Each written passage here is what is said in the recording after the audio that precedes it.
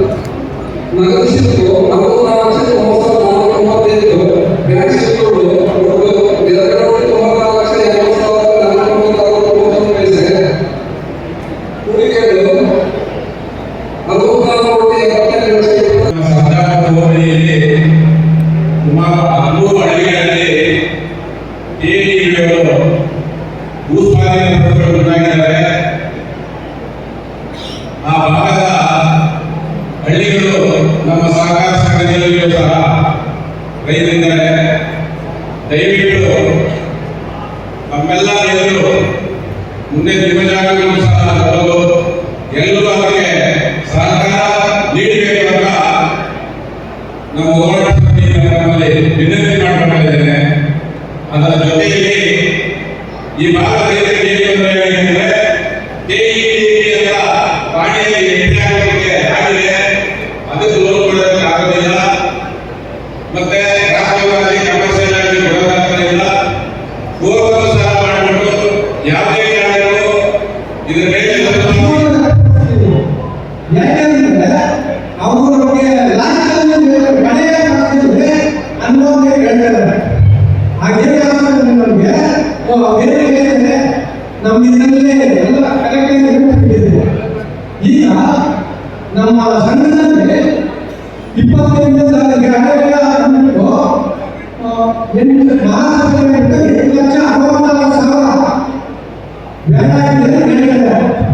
ನಮ್ಮನ್ನು ಕೇಳಿದ್ರೆ ಈಗ ಒಂದು ಅವರು ಲಿಫ್ಟ್ ಮಾಡಿದ್ದೀವಿ. ಈಗ ನಾವು ಅವ್ರಿಗೆ ಬರಲಿಕ್ಕೆ ಏನಂದ್ರೆ ಅಂದ್ರೆ ಅವರು ನಮಗೆ ಉತ್ತರ ಕೊಡಬೇಕು. ನಾವು ಮಹಾರಾಷ್ಟ್ರಕ್ಕೆ 8,60,000 ಅಂತ ತಿಳಿಸಿದ್ದಾರೆ. ಅದು ಯಾವ ರಾಷ್ಟ್ರ ಮುಂದಿನ ಮಹಾರಾಷ್ಟ್ರಕ್ಕೆ 12,60,000 ಹೇಳ್ತಾ ಇದ್ದಾರೆ. ಈ ಅನುಭವವನ್ನು ನಾವು ಎಷ್ಟು ಮಾಡಬೇಕಾದ್ರೆ ಅವರು ಉಳಿಸ್ಕೊಂಡಿರ್ತಾರೆ, ಹಣ ಕೊಟ್ಟಿರ್ತಾರೆ. ಏನ್ ಕೇಳಬೇಕು? 4 ಲಕ್ಷ ಮಹಾರಾಷ್ಟ್ರಕ್ಕೆ ಅಧಿಕವಾಗಿ ಹೇಳಿದಾರಲ್ಲ, ವರ್ಷ ಜಾಸ್ತಿ ಬೇಕಾಗಿದೆ. ನಮ್ಮದೊಂದು ಇದರ ಪ್ರಶ್ನೆ. ಅದಾದ್ಮೇಲೆ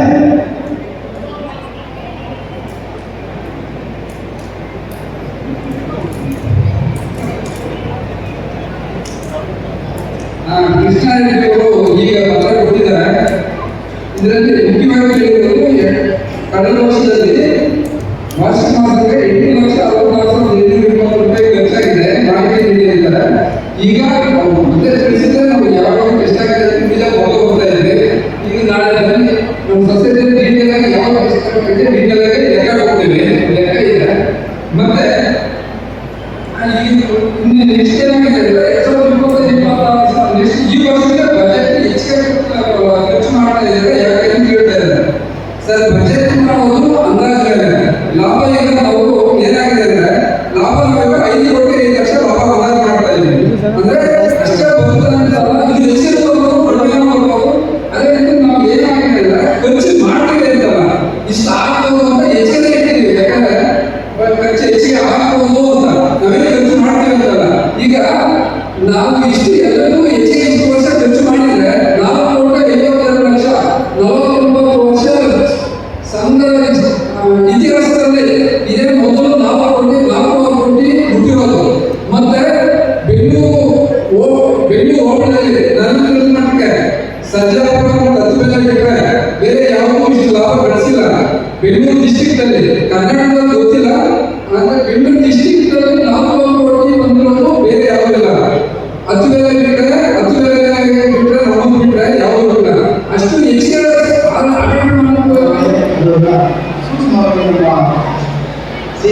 ತಿಳಿಸ್ಕೊಡ್ಬೇಕು.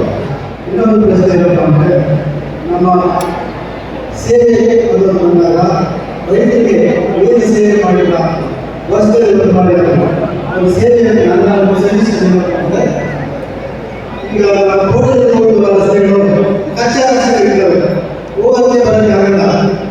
ಮಳೆ ಬಿಟ್ಟರೆ ತರಕಾರಿ ಸಾಕೋಕ್ಕಾಗಲ್ಲ. ವೇಸ್ಟ್ ರಾತ್ರಿ 12 ಗಂಟೆ ಒಂದು ಟಾಟಾ ಎಸಿ ಅಂತ ಒಂದು ಯಾವುದೋ ಒಂದು ಗ್ರಾಮದಲ್ಲಿ ಆ ಕಚ್ಚಾ ರಸ್ತೆಯನ್ನ ಪಕ್ಕಾ ರಸ್ತೆಯನ್ನಾಗಿ ಮಾಡಬೇಕು. ವರ್ಷಕ್ಕೊಂದು ಬಾರಿ ಆ ಥರ ಒಂದು ಸೇವೆಯನ್ನು ನಮ್ಮ ಸಾಗಣೆ ಮಾಡಬೇಕು. ನಿಮ್ಗೆ ಅರ್ಥ ಆಗಿಲ್ವಾ? ಕೇಳಿಲ್ವಾ? ನೋಡಿ, ನಮ್ಮ ಸಂಘದ ಸೇವೆ ಅದು ಬರ್ತದ. ಆಗ ನಮ್ಮ ರೈತರಿಗೆ ತೋಟಕ್ಕೆ ರಸ್ತೆಗಳು, ತೋಟಗಾರಿಕೆ ರಸ್ತೆಗಳು ನಮ್ಮ ರೈತರು ಆ ಕಚ್ಚಾ ರಸ್ತೆಗಳಿರ್ತವೆ. ಆ ರಸ್ತೆಗಳು ತರಕಾರಿ ಸಾಕೋದು ಈ ಬಂದಾಗ ಈ ಮಠದ ಆ ಥರ ರಸ್ತೆಗಳಾಗಿದೆ. ತೋಟ ರಸ್ತೆಗಳು ನಮ್ಮ ಇಷ್ಟ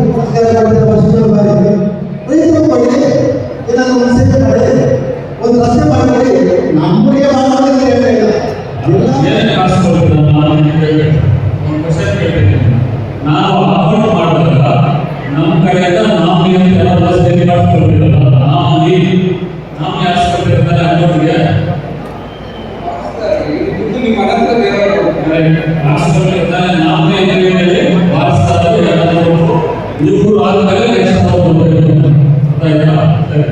ಇದೇ ನೀವು ಅಕೌಂಟ್ ಓಪನ್ ಮಾಡಿಸ್ಕೊಂಡು ಅವರು ತೀರ್ಕೊಂಡ್ಮೇಲೆ ನಾಮಿನಿ ಅಕೌಂಟ್ ಅವ್ರು ದುಡ್ಡಬೇಕು.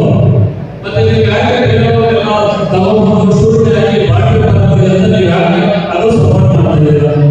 ಅದನ್ನ ಕೇಳ್ತಾ ಇದ್ದೀನಿ. ಈಗ ನಿಮಗೆ ದುಡ್ಡು 5,000 10,000 ಇದೆ, ನಾಮಿನಿಗೆ ದುಡ್ಡು ನಾವೆಲ್ಲ ಅರ್ಜಿ ಬಂದು ಈಗ ದುಡ್ಡು 5 ಲಕ್ಷ 10 ಲಕ್ಷ 20 ಲಕ್ಷ 30 ಲಕ್ಷ ದುಡ್ಡಿದ್ದಾರೆ. ಅದು ಕಾನೂನು ಆಡಿಟ್ ಇನ್ಸ್ಪೆಕ್ಷನ್ ಇದೆ.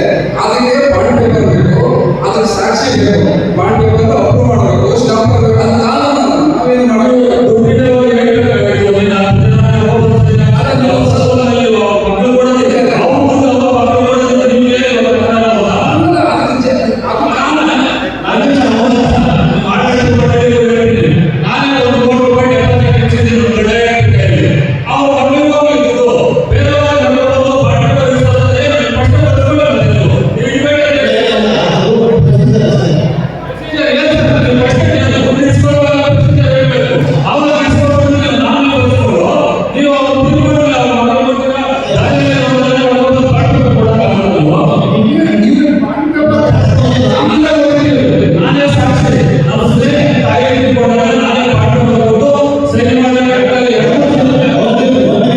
ಚರ್ಚೆಯಿಂದ ನಾವು ಉತ್ತರ ಕೊಡ್ತೇವೆ.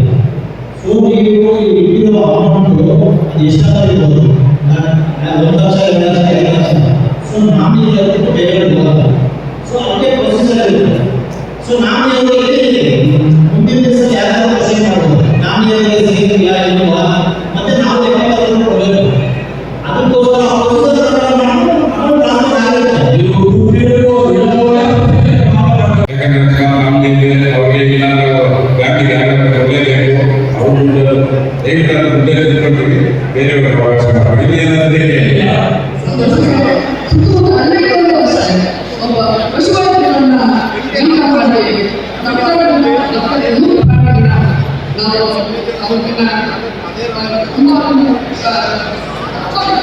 ಅವಕಾಶ ಮಾಡ್ತಾರೆ ಎಲ್ಲರೂ ನನಗೆ. ಯಾಕಂದ್ರೆ ಸಂಘದವರು ಸುಮಾರು ಸಲ ಹೇಳಿದ್ರು, ಯಾರು ಕೇಳಿಲ್ಲ. ಇದು ರೈತರ ಸೇವಾ ಸಹಕಾರ ಸಂಘದ ಸದಸ್ಯರಾಗಿ ನಾವು ಮನವಿ ಮಾಡ್ತಾ ಇದ್ದೀವಿ. ಸದಸ್ಯರಾಗಿದ್ದರೆ ಮಾತ್ರ, ಸಂಘದಲ್ಲಿ ಸದಸ್ಯರಾಗಿದ್ದರೆ ಅಂಥವ್ರು ನಾವು ಸಹಕಾರ ಮಾಡೋದು. ಯಾವುದಾದ್ರೂ ಮನೆಗೆ ಸ್ವಲ್ಪ ಸಹಾಯಧನ ನೀಡಬೇಕು.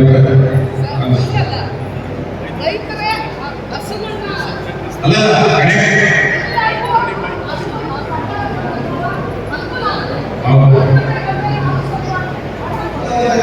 ನಮ್ಮ ಸ್ನೇಹಿತರಾದಂತಹ ವಿಶ್ವನಾಥ್ ಅವರು 2ನೇ ತಾರೀಕು ನಮ್ಮ ಯುವ ಸ್ನೇಹಿತರಾದಂತಹ ಅಧ್ಯಕ್ಷವಾಗಿರ್ತಕ್ಕಂಥ ನಮ್ಮ ಪ್ರಾಯೋಜಕರೇ. ಸೊ ಎಲ್ಲರೂ ಗೊತ್ತಿರ್ತಕ್ಕಂಥದ್ದು ಸಂತೋಷ. ಆದರೆ ಇದು ಪ್ರಾರಂಭವಾದಾಗ ನಾವು ಯಾರು ಇಲ್ಲೇ ಅಂತ ಅಂತ ಮಹನೀಯರು ಇರತಕ್ಕಂಥದ್ದು. ಹಾಗಾಗಿ ಅದು ಜವಾಬ್ದಾರಿ ಇದೆ. ಆ ಜವಾಬ್ದಾರಿ ಏನಿದೆ ನಾನು ಸೂಕ್ಷ್ಮ ಕೇಳಿರ್ತಕ್ಕಂಥ ಅದನ್ನು ನೋಡಬೇಕಿಲ್ಲ. ಬಹಳ ಉಪಯೋಗ ಎಲ್ಲರೂ ಹೇಳಿದ್ರೆ ಸಂಘದ ಎಲ್ಲ ಸದಸ್ಯರು ಮತದಾನ ಮಾಡುವಂತಹ ಪರಿಸ್ಥಿತಿಯಿಂದ ನಿರ್ಮಾಣ ಮಾಡುವ ಜವಾಬ್ದಾರಿ ಆಡಳಿತ ಮಂಡಳಿಯ ಎಲ್ಲ ನಿರ್ದೇಶಕರ ಮೇಲೆ ಇದೆ. ಅದನ್ನು ನೋಡಬೇಕು. 3ನೇ ಜವಾಬ್ದಾರಿ ಎಲ್ಲರ ಸೇವೆಗಳು. ಮೊದಲನೇ ಸಮಸ್ಯೆ ಅಂದರೆ ಎಲ್ಲರಿಗೂ ಸೇರ್ತಾರಿಲ್ಲ. ಇದು ಪ್ರತಿ ವರ್ಷ ಇರೋ ಸಮಸ್ಯೆ. ಸೊ ಆ ಸಮಸ್ಯೆನ ಪರಿಹರಿಸೋದಕ್ಕೆ ನಾವು ತುಂಬ ಪ್ರಯತ್ನ ಮಾಡ್ತಾ ಇದ್ದೀವಿ. ಅದು ಏನಂದರೆ ಪ್ರಾಬ್ಲಮ್ ಇದೆ.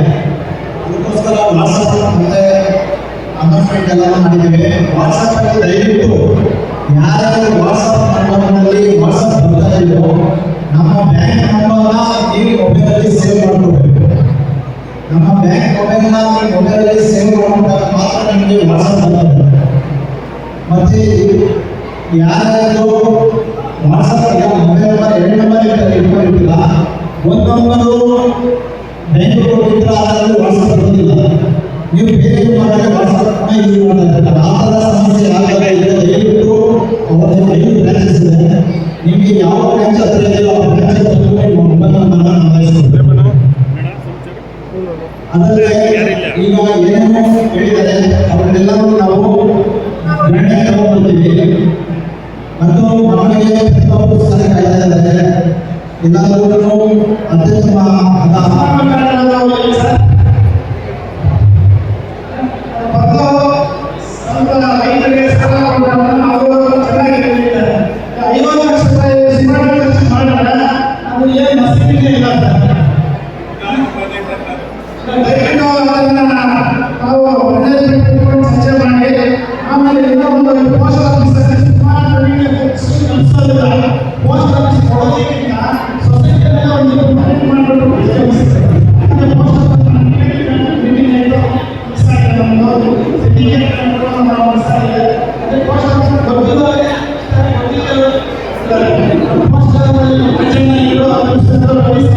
ಈ ವಸ್ತು ಏನೋ ಮಾಡಲ್ಲ. ಅದಕ್ಕೋಸ್ಕರ ನಾನು ಮುಂದಿನ ಸಭೆಗೆ ಬರಬೇಕಾದಾಗ ಇದುವರೆಗೆ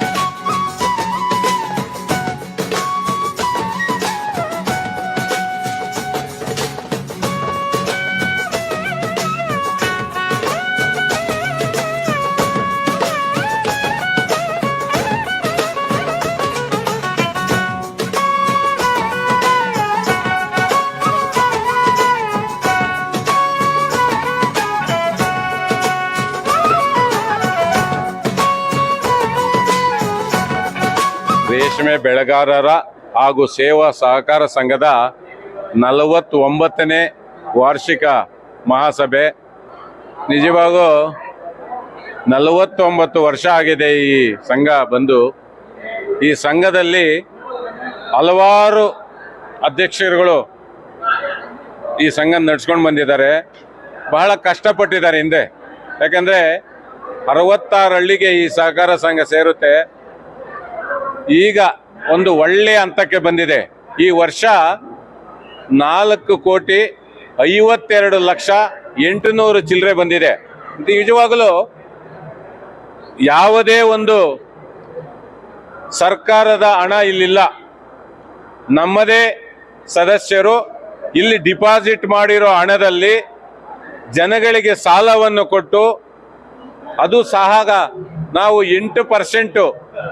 8% ಡಿಪಾಸಿಟ್ ಮಾಡಿ ಅವರಿಗೆ ಬ್ಯಾಂಕಿಗಿಂತ 2% ಹೆಚ್ಚಾಗಿ ಕೊಟ್ಟು, ನಾವು ಸಹ ಸಾಲವನ್ನು ಕೊಟ್ಟು ಅದರಲ್ಲಿ ಬಂದಿರತಕ್ಕಂಥ ಲಾಭಾಂಶವನ್ನು ಸಿಬ್ಬಂದಿ ವರ್ಗ ಮತ್ತು ಇಲ್ಲಿ ಏನೇನು ಮೇಂಟೈನ್ ಮಾಡ್ತೀವೋ ಅದಕ್ಕೆಲ್ಲನೂ ಖರ್ಚು ಮಾಡಿ ಇವತ್ತು ನಮ್ಮ ಸಂಘದ ಸಿಬ್ಬಂದಿ ವರ್ಗದವರು, CEO ಆಗಿರ್ಬೋದು, ಮ್ಯಾನೇಜರ್ ಆಗಿರ್ಬೋದು, ಯಾರೇ ನಮ್ಮ ಒಂದು ಸಹಕಾರ ಸಂಘದಲ್ಲಿ ಕೆಲಸ ಮಾಡುವಂಥ ಸಿಬ್ಬಂದಿ ವರ್ಗದವರ ನಿಷ್ಠೆಯಿಂದ ನಾವಿವತ್ತು ಈ ಲಾಭಕ್ಕೆ ಬಂದಿದ್ದೇವೆ.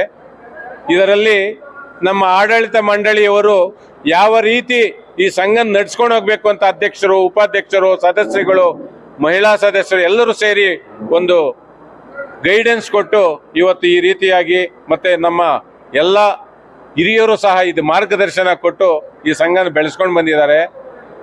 ಈ ವರ್ಷ 20% ಡಿವಿಡೆಂಟನ್ನು ಹಂಚ್ತಾ ಇದ್ದೇವೆ. ಮಕ್ಕಳಿಗೆ ಪ್ರತಿಭಾ ಪುರಸ್ಕಾರಕ್ಕೆ 5,000 ರೂಗಳನ್ನು ಚೆಕ್ ಮುಖಾಂತರ ಇವತ್ತು ನೀಡಿರ್ತೇವೆ. ಸದಸ್ಯರು, ಹಿರಿಯರು ಯಾರೇ ಮರಣ ಹೊಂದಲಿ ಅವರಿಗೆ 5,000 ರೂಪಾಯಿಗಳನ್ನು ಈ ಸಂಘದಲ್ಲಿ ನೀಡ್ತಾ ಇದ್ದೇವೆ. ಮುಂದಿನ ದಿನಗಳಲ್ಲಿ ಈ ಸಂಘದಲ್ಲಿ ಇನ್ನೂ ಹೆಚ್ಚಾಗಿ ಕಾರ್ಯಕ್ರಮಗಳನ್ನು ಒಂದು ಮಾಡಬೇಕಂತ ನಾವು ಒಂದು ಚಿಂತನೆ ಮಾಡಿದ್ದೇವೆ. ಆರೋಗ್ಯ ರಕ್ಷಾ ಅಂತ ಮಾಡಬೇಕು ಅಂತ ಒಂದು ಮೀಟಿಂಗಲ್ಲಿ ಮೊನ್ನೆ ಪ್ರಸ್ತಾವ ಆಯಿತು. ಅದನ್ನು ಮುಂದಿನ ದಿನಗಳಲ್ಲಿ ನಮ್ಮ ಸದಸ್ಯರು ಹೆಚ್ಚು 2 ಲಕ್ಷ ಆಗಲಿ 1 ಲಕ್ಷ ಆಗಲಿ ಹಾಸ್ಪಿಟ್ಲಲ್ಲಿ ಖರ್ಚಾದಾಗ ಅದಕ್ಕೆ ನಮ್ಮ ಸಂಘದಿಂದ ಒಂದು 25% ಆದರೂ ಕೊಡಬೇಕು. ಮತ್ತು ನಮ್ಮಲ್ಲಿ ಗೋಲ್ಡ್ ಲೋನು ಹೆಚ್ಚು ಇಟ್ಟವ್ರಿಗೂ ಸಹ ಹೆಚ್ಚಿನ ಒಂದು ಸಹಕಾರ ಮಾಡಬೇಕಂತ ನಾವು ಅಂದ್ಕೊಂಡಿದ್ದೇವೆ. ಮತ್ತು ಸುಮಾರು ಕೆಲವು ಸದಸ್ಯರು ಕೆಲವೊಂದು ಬೇಡಿಕೆಗಳನ್ನು ಇಟ್ಟಿದ್ದಾರೆ. ಅದನ್ನು ಮುಂದಿನ ದಿನಗಳಲ್ಲಿ ಪೂರೈಸ್ತೀವಿ ಅಂತ ಹೇಳ್ತಾ ನಾನು ಮಾತನ್ನು ಮುಗಿಸ್ತಾ ಇದ್ದೇನೆ. ಈಗ ಬಂದಿರ್ತಕ್ಕಂಥ ಎಲ್ಲ ಸದಸ್ಯರುಗಳು ರೇಷ್ಮೆ ಬೆಳೆಗಾರರ ಹಾಗೂ ರೈತರ ಸೇವಾ ಸಹಕಾರದ 49ನೇ ವಾರ್ಷಿಕೋತ್ಸವ ಇದು. 49ನೇ ವಾರ್ಷಿಕೋತ್ಸವ, ಮುಂದಿನ ವರ್ಷದಲ್ಲಿ 50ನೇ ವರ್ಷಕ್ಕೆ ನಾವು ಕಾಲಿಡ್ತಾ ಇದ್ದೀವಿ. ಈ ನಮ್ಮ ಸಂಘ ಬೆಳೆದು ಬಂದಂಥ ಹಾದಿ ತುಂಬ ಕಷ್ಟಕರವಾದಂಥ ಹಾದಿಯಲ್ಲಿ ಬೆಳೆದು ಬಂದಿದೆ. ಇದುವರೆಗೂ 18 ಜನ ಅಧ್ಯಕ್ಷರಾಗಿ ಈ ಸಂಘದಲ್ಲಿ ಕಾರ್ಯನಿರ್ವಹಿಸಿದ್ದಾರೆ. ನಾನು 19ನೇ ಅಧ್ಯಕ್ಷನಾಗಿ ಈಗ ಕಾರ್ಯನಿರ್ವಹಿಸ್ತಾ ಇದ್ದೀನಿ. ನಮ್ಮ ಸಂಘದಲ್ಲಿ ಅನೇಕ ಕಾರ್ಯಕ್ರಮಗಳನ್ನ ಹಮ್ಮಿಕೊಂಡಿದ್ವಿ. ಮುಂದಿನ ದಿನಗಳಲ್ಲಿ ರೈತರಿಗೆ ಇನ್ನೂ ತುಂಬವಾದಂಥ ಅನುಕೂಲವಾದಂತಹ ಯೋಜನೆಗಳನ್ನ ತರೋ ನಿಟ್ಟಿನಲ್ಲಿ ನಾವು ಕೆಲಸ ಮಾಡ್ತಾ ಇದ್ದೀವಿ. ಈಗ ಮೊಬೈಲ್ನಲ್ಲಿ ಎಲ್ಲ ರೀತಿಯಂಥ ಮಾಹಿತಿ ಹೋಗೋದಕ್ಕೆ, ವಾಟ್ಸಪ್ನಲ್ಲಿ ಎಲ್ಲ ರೀತಿಯಾದ ಮಾಹಿತಿ ಹೋಗೋದಕ್ಕೆ ಅನುಕೂಲ ಮಾಡಿಕೊಟ್ಟಿದ್ದೀವಿ. ಮತ್ತು ಜನಗಳಿಗೆ ಈಗ ಬ್ಯಾಂಕ್ ಅಂದರೆ ತುಂಬ ಕಷ್ಟಕರವಾಗಿತ್ತು. ಈಗ ಅದನ್ನು ಸುಲಭ ರೀತಿ ಮಾಡಿದ್ದೀವಿ. ಮೊದಲು ಸರ್ಜಾಪುರದಲ್ಲಿ ಒಂದೇ ಬ್ರಾಂಚ್ ಇತ್ತು, ಈಗ 5 ಬ್ರಾಂಚ್ಗಳನ್ನಾಗಿ ಮಾಡಿದ್ದೀವಿ. ಸೊ ಎಲ್ಲ ಗ್ರಾಹಕರಿಗೂ ಈಸಿಯಾಗಿ ಮತ್ತು ಅನುಕೂಲವಾಗುವಂತಹ ರೀತಿಯಲ್ಲಿ ನಾವು ಅನುಕೂಲ ಮಾಡಿಕೊಟ್ಟಿದ್ದೀವಿ. ನಮ್ಮ ಬ್ಯಾಂಕಲ್ಲಿ ಅನೇಕ ರೀತಿಯಾದಂತಹ ಬೆಳೆ ಸಾಲ ಇರ್ಬೋದು, ಮತ್ತು ಮಾರ್ಟಿಗೇಜ್ ಲೋನ್ ಇರ್ಬೋದು, ಮತ್ತು ಒಡವೆ ಸಾಲ ಇರ್ಬೋದು, ಇಷ್ಟದ ರೀತಿಯಂತಹ ಸಾಲಗಳನ್ನು ಕೊಡ್ತೇವೆ. ಮುಂದಿನ ದಿನಗಳಲ್ಲಿ ಇದನ್ನು ಇನ್ನೂ ಉನ್ನತ ಮಟ್ಟಕ್ಕೆ ಇನ್ನು ಏನೇನು ತರಹದಂತಹ ರೈತರಿಗೆ ಅನುಕೂಲ ಮಾಡ್ಬೋದು, ಬೇರೆ ಯಾವ ರೀತಿಯಾದಂತಹ ಉಪಯೋಗಗಳನ್ನು ಮಾಡ್ಬೋದು ಅನ್ನೋದನ್ನು ರೂಪರೇಷೆಗಳನ್ನೆಲ್ಲ ನಾವು ಹಾಕ್ಕೊಳ್ತಾ ಇದ್ದೀವಿ. ಇವತ್ತು ಏನು ನಮ್ಮ ಬ್ಯಾಂಕು ಮುನ್ನಡೆಯನ್ನು ಸಾಧಿಸಿದೆ, ಈ ವರ್ಷವೇ 4,50,00,000ಕ್ಕಿಂತ ಹೆಚ್ಚಿನ ಮೊತ್ತದಲ್ಲಿ ನಾವು ಲಾಭಾಂಶವನ್ನು ಪಡೆದಿದ್ದೀವಿ. ಇದಕ್ಕೆ ಎಲ್ಲ ರೀತಿಯಾದಂತಹ ಸಹಕಾರಗಳಿಂದ ನಮ್ಮ ಆಡಳಿತ ಮಂಡಳಿ ಇರ್ಬೋದು, ಮತ್ತು ನಮ್ಮ ಸ್ಟಾಫ್ ಇರ್ಬೋದು. ಮುಖ್ಯವಾಗಿ ಹೇಳ್ಬೇಕಂದ್ರೆ ನಮ್ಮ ಸ್ಟಾಫ್ ಒಳ್ಳೆ ರೀತಿಯಾದಂತಹ ಕೆಲಸ ಮಾಡಿರೋದಕ್ಕೆ ನಾವು ಈ ರೀತಿಯಲ್ಲಿ ಲಾಭಾಂಶನ ಗಳಿಸಲಿಕ್ಕೆ ಸಾಧ್ಯ ಆಗಿದೆ. ಮೊದಲನೇದಕ್ಕೆ ನಮ್ಮ ಸ್ಟಾಫ್ಗೆ ಎಲ್ಲರಿಗೂ ಧನ್ಯವಾದಗಳನ್ನ ಹೇಳೋದಕ್ಕೆ ಇಷ್ಟಪಡ್ತೀನಿ. ಮತ್ತು ನಮ್ಮ ಸದಸ್ಯರು ಇವತ್ತಿನ ಮೀಟಿಂಗಲ್ಲಿ ಸಮಸ್ಯೆಗಳನ್ನ ಹೇಳಿದ್ರು, ಅದನ್ನೆಲ್ಲ ನಾವು ನೋಟ್ ಮಾಡ್ಕೊಂಡಿದ್ದೀವಿ. ಮುಂದಿನ ದಿನಗಳಲ್ಲಿ ಅದನ್ನು ಯಾವುದೇ ರೀತಿಯಾದಂಥ ಕುಂದುಕೊರತೆಗಳಾಗದಿರೋ ಹಾಗೆ ನಾವು ಎಲ್ಲ ಸದಸ್ಯರಿಗೂ ತಲುಪೋ ರೀತಿಯಲ್ಲಿ ಮುಂದಿನ ದಿನಗಳಲ್ಲಿ ಕಾರ್ಯಕ್ರಮಗಳನ್ನ ರೂಪಿಸ್ತೇವೆ ಅಂತೇಳಿ ಹೇಳ್ತೀವಿ. ಈಗಾಗಲೇ ರೈತರಿಗೆ ಒಂದಷ್ಟು ಉಪಕಾರ ಆಗುತ್ತೆ. ಮುಂದಿನ ದಿನಗಳಲ್ಲಿ ಬೇರೆ ಭಾಗಕ್ಕೆ ಏನಾದರೂ ಇದನ್ನು ವಿಸ್ತರಣೆ ಮಾಡೋದು? ಈಗ ನಾವು ಆಲ್ರೆಡಿ ಈಗ ಸರ್ಜಾಪುರ, ಧ್ವಂಸಂದ್ರ, ಮುತ್ತನಲ್ಲೂರು, ಮುಗಳೂರು ಮತ್ತು ನೆರ್ಗ ಒಟ್ಟು 5 ಬ್ರಾಂಚ್ಗಳು ಮಾಡಿದ್ದೀವಿ. ಸೊ 5 ಬ್ರಾಂಚ್ಗಳು ಮಾಡಿರೋದ್ರಿಂದ ಎಲ್ಲರಿಗೂ ಈಗ ಅದು ನಿಯರ್ ಬೈ ಇದೆ, ಎಲ್ಲರಿಗೂ ಹತ್ತಿರವಾಗೇ ಇದೆ, ಸುಮ್ಮಾ ದೂರ ಬರೋ ಅಂಥದ್ದಿಲ್ಲ. ಮತ್ತು ಹಣ ತಗೊಂಡ್ಬಂದು, ಈಗ ಮೊದಲು ಸರ್ಜಾಪುರ ಒಂದೇ ಬ್ರಾಂಚ್ ಇತ್ತು, ಬೇರೆ ಕಡೆಯಿಂದ ಹಣ ತಗೊಂಡ್ಬಂದು ಸಂದಾಯ ಮಾಡಬೇಕು ಅಂದರೆ ದಾರಿಯಲ್ಲಿ ತುಂಬ ಪ್ರಾಬ್ಲಮ್ ಆಗ್ತಾಯಿತ್ತು. ಈಗ ಆ ಥರ ಸಮಸ್ಯೆಗಳಿಲ್ಲ. ಅವರ ಹೆಚ್ಚು ಕಡಿಮೆ ಒಂದು 50 ಮೀಟ್ರ್, 100, ಒಂದು ಅರ್ಧ ಕಿಲೋಮೀಟ್ರ್, 1 ಕಿಲೋಮೀಟ್ರ್, 2 ಕಿಲೋಮೀಟ್ರ್ನ ಈ ದಿನ 49ನೇ ವಾರ್ಷಿಕೋತ್ಸವ ನಡೆದಿದ್ದು ಸರ್ಜಾಪುರ ರೇಷ್ಮೆ ಬೆಳೆಗಾರರ ಸಹಕಾರ ಸಂಘದಲ್ಲಿ 4,53,00,000 ನಿವ್ವಳ ಲಾಭ ಬಂದಿರೋದ್ರಿಂದ ಈ ಒಂದು ವಿಷಯ ತಿಳಿಸೋದಕ್ಕೆ ತುಂಬ ಸಂತಸ ಆಗ್ತದೆ. ಇದೇ ಸಂದರ್ಭದಲ್ಲಿ KIDB ಅವರು ಈ ಇದರಲ್ಲಿ ಅಕ್ವಿಜೇಷನ್ ಮಾಡ್ತಾ ಇರೋದನ್ನ ನಿಲ್ಲಿಸಿ ನಮ್ಮ ರೈತರಿಗೆಲ್ರಿಗೂ ಈ ವ್ಯವಸಾಯ ಮಾಡೋದಕ್ಕೆ ಅನುಕೂಲ ಮಾಡಿಕೊಡ್ಬೇಕು. ಇಲ್ಲಿ ನಮ್ಮ ಆನೇಕಲ್ ತಾಲೂಕಲ್ಲಿ ಎಲ್ಲ ರೈತರೇ ತುಂಬ ಇರೋದ್ರಿಂದ ಇದಕ್ಕೆ ಅವ್ರ ಕಡೆಯಿಂದ, ಸರ್ಕಾರದ ಕಡೆಯಿಂದ ಈ ಅಕ್ವಿಜೇಷನ್ ಆಗೋದನ್ನು ಸ್ಟಾಪ್ ಮಾಡಿ ಎಲ್ರಿಗೂ ಅನುಕೂಲ ಆಗೋ ಥರ ಮಾಡಿಕೊಡ್ಬೇಕು. ಮತ್ತು ಈ ಒಂದು ನಮ್ಮ ಸಂಸ್ಥೆ ಈ ಮಟ್ಟಕ್ಕೆ ಬೆಳೆಯೋದಕ್ಕೆ ನಮ್ಮ ಸ್ಟಾಫ್ ತುಂಬ ಸಹಕರಿಸ್ತಿದ್ದಾರೆ. ಸರ್ಜಾಪುರ ಗ್ರಾಮದಲ್ಲಿ ಫಸ್ಟು 16/7/76ನೇ ಇಸ್ವಿ ಒಳಗೆ ಸ್ಥಾಪನೆ ಆಯಿತು. ಆವಾಗ ಸಮ್ಮನಹಳ್ಳಿ ಗುರಾಪರೆಡ್ಡಿಯವರು, ಧ್ವಂಸನ ಚಾಮಣ್ಣವರು, ಆಮೇಲೆ ಸೋಂಪುರ ಚಿನ್ನಾಪರೆಡ್ಡಿಯವರು 3 ಜನ ಸೇರಿ ಆವಾಗ ಫಸ್ಟ್ ಚಿಕ್ಕ ಸೊಸೈಟಿಗಳಿದ್ದು ಎಲ್ಲ ಮರ್ಜಾಗಿ ಧ್ವಂಸನ ಬಿಟ್ಟು ಸರ್ಜಾಪುರೊಳಗೆ ಸ್ಥಾಪನೆ ಮಾಡಿದ್ರು 76 ಆಮೇಲೆ ಒಂದೇ ಬ್ರಾಂಚ್ ಇದ್ದಿದ್ದು. ಆ ಒಂದು ಬ್ರಾಂಚ್ನ ಇವಾಗ ಸ್ವಲ್ಪ ಒಂದೊಂದೇ ಮೆಟ್ಲತ್ತಂಗೆ ಮಾಡಿ ಮೆಟ್ಲಿಂಗ್ ಹತ್ವಿ. ಆ ಥರ ದೊಡ್ಡದಾಗಿ ಹೋಗಿ ಇವಾಗ 5ನೇ ಬ್ರಾಂಚು ನೆರ್ಗ, ನಮ್ಮ ಅಧ್ಯಕ್ಷತೆಯಲ್ಲಿ ನೆರ್ಗ 4 ಬ್ರಾಂಚ್ ಇತ್ತು. ನನ್ನ ಅಧ್ಯಕ್ಷತೆ ನೆರ್ಗ ಬ್ರಾಂಚಲ್ಲಿ ಉದ್ಘಾಟನೆ ಮಾಡಿದೆ. ದೊಡ್ಡ ಒಂದು ರೇಷನ್ ಪಾಯಿಂಟ್ ಕಟ್ಟಿಸಿದೆ. ನನ್ನ ಅಧ್ಯಕ್ಷತೆಯಲ್ಲಿ 3,50,00,000 ಲಾಭವನ್ನು ತೋರಿಸಿದೆ. ಹೋದ ವರ್ಷ ನನ್ನ ಅಧ್ಯಕ್ಷತೆಯೊಳಗೆ ಇವಾಗ 4 ಕೋಟಿ ಲಾಭಾಂಶ ಬಂದೈತೆ. ಇವಾಗ ಸಿಬ್ಬಂದಿ ವರ್ಗ ಇಷ್ಟು ಲಾಭ ಬರಬೇಕಾದ್ರೆ ಶ್ರಮ ವಹಿಸಿದ ಸಿಬ್ಬಂದಿ ವರ್ಗ ಅವ್ರ ದುಡಿಮೆ, ನಮ್ಮ ಕಮಿಟಿ ಇರ್ಬೋದು, ಸಿಬ್ಬಂದಿ ವರ್ಗ ಶ್ರಮದಿಂದ ಇಷ್ಟು ಲಾಭಾಂಶ ಬರ್ತೈತೆ. ಚೆಂದಾಗಿ ಡ್ಯೂಟಿ ಮಾಡ್ತಾ ಇದ್ದಾರೆ, ಒಳ್ಳೆ ಹೆಸರುವಾಸಿ ತಗೊಂಡಿದ್ದಾರೆ. ಇದೇ ಥರ ಇನ್ನೂ ಬೆಳ್ಕೊಂಡು ಹೋಗಬೇಕು, ನಮ್ಮ ಬ್ರಾಂಚ್ಗಳು ಇನ್ನೂ ಹಾಕಬೇಕು, ಚೆಂದಾಗಿ ಇನ್ನೂ ಇಂಪ್ರೂವ್ ಆಗಲಿ ಅಂದ್ಬಿಟ್ಟು ನಮ್ಮ ಈ ದಿನ ಸರ್ಜಾಪುರ ರೇಷ್ಮೆ ಬೆಳೆಗಾರರ ಹಾಗೂ ರೈತರ ಸೇವಾ ಸಹಕಾರ ಸಂಘದ 2024-25ನೇ ಸಾಲಿನ ಸದಸ್ಯರ ವಾರ್ಷಿಕ ಮಹಾಸಭೆ ಈ ಗ್ರ್ಯಾಂಡ್ ಪ್ಯಾಲೇಸ್ ಸೋಂಪುರ ಗೇಟಲ್ಲಿ ತುಂಬ ಯಶಸ್ವಿಯಾಗಿ ನಡೆದಿದೆ. ಈ ವರ್ಷದಲ್ಲಿ ಸುಮಾರು 4.25 ಕೋಟಿ ನಿವ್ವಳ ಲಾಭವನ್ನು ನಮ್ಮ ಸಹಕಾರ ಸಂಘ ಈ ಸಾರಿ ಪಡೆದಿದ್ದು, ಸುಮಾರು 200ಕ್ಕೂ ಹೆಚ್ಚು ವಿದ್ಯಾರ್ಥಿಗಳಿಗೆ ಪ್ರತಿಭಾ ಪುರಸ್ಕಾರ, ಸುಮಾರು ಒಂದು 5,000 ಹಣ ಮತ್ತು ಅವರಿಗೆ ಪಾರಿತೋಷಿಕ, ಈ ರೀತಿಯಾಗಿ ಉತ್ತಮವಾದಂಥ ಕೆಲಸ ಈ ಸಾರಿ ನಡೆದಿದೆ. ಪ್ರತಿ ವರ್ಷದಂತೆ ಈ ವರ್ಷವೂ ಸಹ ವಿಶೇಷವಾಗಿ ಎಲ್ಲ ಸುಮಾರು 2,000ಕ್ಕೂ ಹೆಚ್ಚು ಸದಸ್ಯರು ಬಂದು ಭಾಗವಹಿಸಿ ತುಂಬ ಯಶಸ್ವಿಗೊಳಿಸಿದ್ದಾರೆ. ಈ ಒಂದು ಸಂಘದಲ್ಲಿ ಆಡಳಿತ ಮಂಡಳಿ ತುಂಬ ಯಶಸ್ವಿಯಾಗಿ ಕಾರ್ಯನಿರ್ವಹಿಸ್ತಾ ಇದ್ದಾರೆ.